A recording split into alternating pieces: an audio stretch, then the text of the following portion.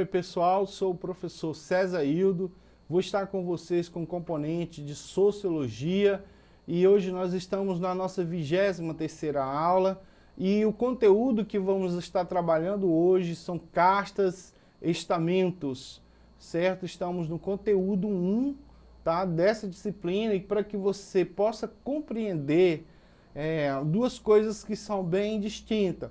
Quando estamos falando de casta, nós estamos falando de um sistema de divisão social, por exemplo, do mundo para os indianos. E quando nós estivermos falando de estamento, nós estamos falando da Europa, período medieval, né, que vai mais ou menos aí, pendurar até o finzinho ali de 1500, mais ou menos, quando as coisas começam a modificar. Já em 1800 essas estruturas já têm perdido já totalmente o seu poder, tá? Então, pessoal, vamos fazer aqui a leitura sobre esse conceito de estratificação, tudo bem? A estratificação social, as desigualdades produzidas por ela, não são naturais, ao contrário, elas são geradas socialmente e emergem de uma diversidade de situações e influenciam diretamente as ações e as relações estabelecidas na vida em sociedade. Então, pessoal, só para vocês se situar aí no tempo e no espaço, essa estratificação social é uma divisão da sociedade, certo? Ela acontece por conta do poder, por conta da política, por conta da religião, por conta da cultura, e ela vai fazer com que pessoas sejam bem mais favorecidas, tenham muito mais poder, tenham muito mais influência e ela consiga se destacar e sobrepor-se às outras, né? Então vamos aí, vamos para o conceito de casta. Lembrando que casta, ela está direcionada exclusivamente a um momento em que a gente olha para a Índia e a Índia com a sua diversidade cultural muito vasta, com o seu mundo envolvido pelo hinduísmo, lembrando que são diversas divindades, né?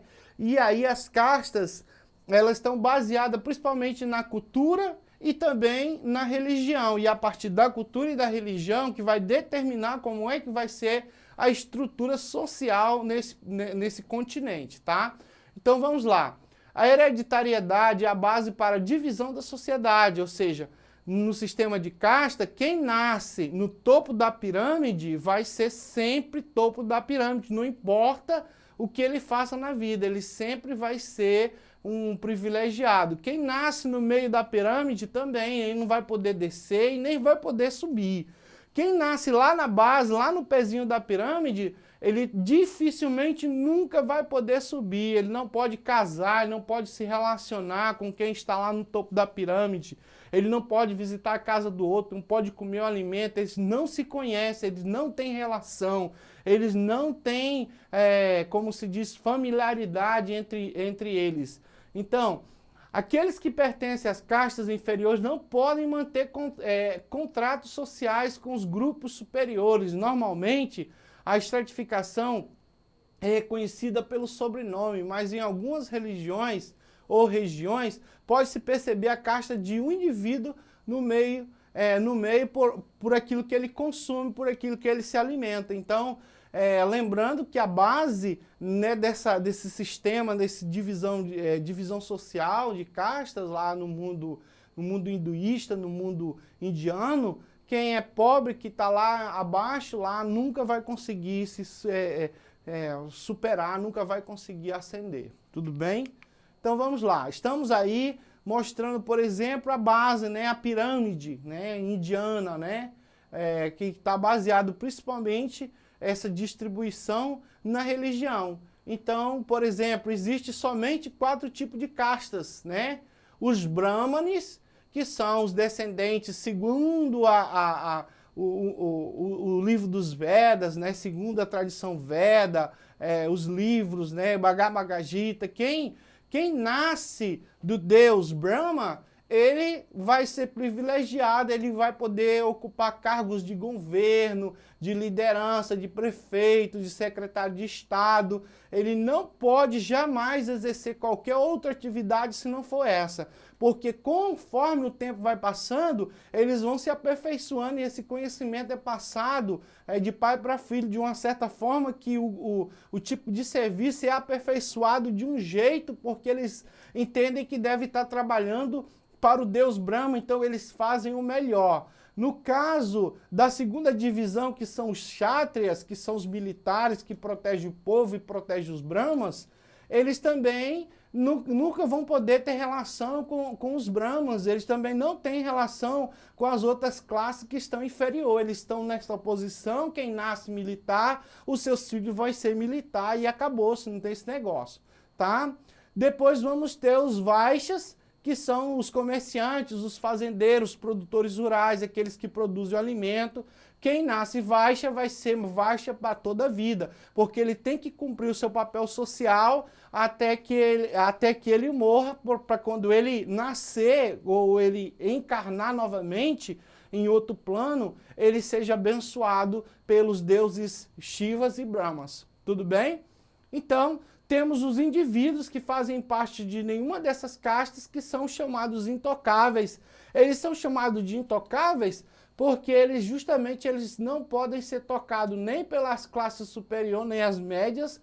Eles são tão inferiores que eles comem, por exemplo, resto de alimento, cabeça de animal, eles comem rato, eles sobrevivem apenas por indulgências, porque eles são inferiores, não são considerados nem gente nessa sociedade, né? Apesar do governo indiano ter combatido muito essa estratificação, essa divisão desigual, mas nós temos ainda a força cultural e a força da religião que vai predominar muito nesse sistema.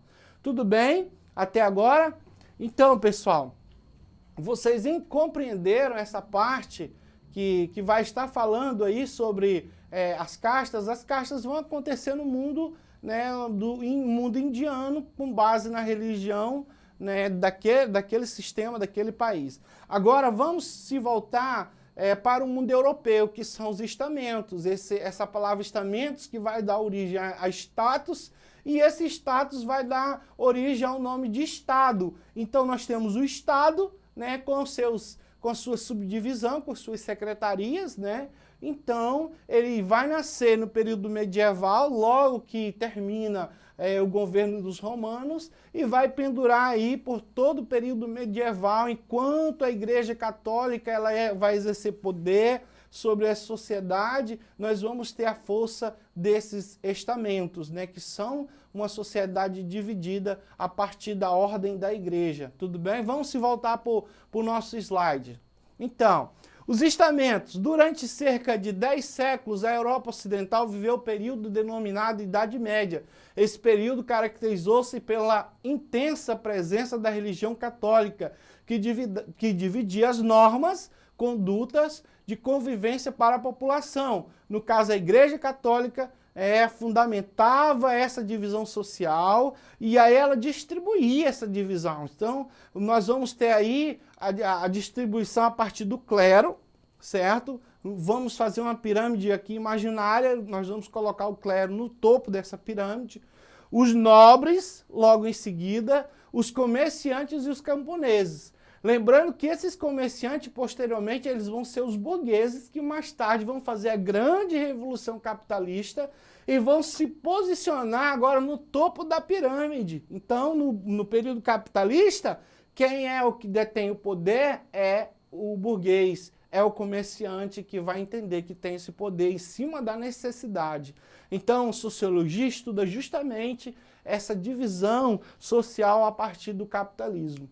Tá? Então, nós vamos ter também essa subdivisão, né, da nobreza, do clero, os benefícios que são adquiridos, que são pomposos, né? Os membros do clero tinham mais benefícios, pois eram responsáveis pela proteção espiritual de toda a sociedade. A nobreza detinha as terras arrecadadas, né, a partir de impostos, dos comerciantes, artesãos e camponeses. E os camponeses, pequenos artesãos, né, que deviam taxas e tributos aos senhores e não tinham privilégio. Então esse estamento era a estrutura, né, do mundo feudal, tá? Então nós vamos ter um mundo feudal dividido, né, dessa forma. E essa posição, ela vai se manter por muito tempo, até que pensadores como John Locke, Rousseau, né, Thomas Hobbes, eles vão começar a ser considerados como iluminados, vão dizer que essa forma de administrar, essa forma de poder, de subserviência já não seria mais útil, né? Então eles foram revolucionários porque eles conseguiram, com o seu pensamento, mudar a forma da Europa pensar, e aí vem, né, a revolução, né, vem surgir as indagações, as revoluções começaram a surgir, esses estados que eram baseados nos estamentos começaram a cair. E aí, ao cair, foi mudado o sistema. A partir daí, quem vai prevalecer é o capitalismo. E o capitalismo hoje gerou um outro sistema, que é a globalização e o tecnicismo, que agora está atuando. Então, quem tem o poder da técnica comanda o mundo. Tudo bem? Então vamos lá para a nossa conclusão. O sistema de casta está associado principalmente às culturas indianas que partilham da crença hindu referente à reencarnação, né? Esse sistema parte de crença de que os indivíduos estão separados em diferentes níveis hierárquicos, determinado desde o nascimento. Cada casta possui um papel fixo a ser cumprido. Aqueles que não forem fiéis aos seus rituais e aos deveres de sua casta renascerão em uma posição inferior na próxima encarnação. Não existe, portanto, mobilidade entre as hierarquias de uma casta, que determina até o tipo de contato que cada indivíduo pode ter com membros de outras castas. Então não há nenhum tipo de mudança, né? Quem nasce dentro de uma casta nasce e morre. Tudo bem? Vamos para o nosso primeiro exercitando, tá? Eu quero que você printe ele, tudo bem? Analise ele bem direitinho, veja se ele tem relação com esse sistema de casta que nós falamos, tá? Não vai dar tempo a gente ler tudo, mas a resposta certa vai ser a primeira. Você analisa, observe, manda para o seu professor. O professor César vai ficar por aqui. Agradeço a atenção de você. Estude, acesse a plataforma Eduque, vá lá, né, no YouTube, acesse o Web Aula e tenha acesso a todo o conhecimento de sociologia do primeiro ano. Muito obrigado e um tchau.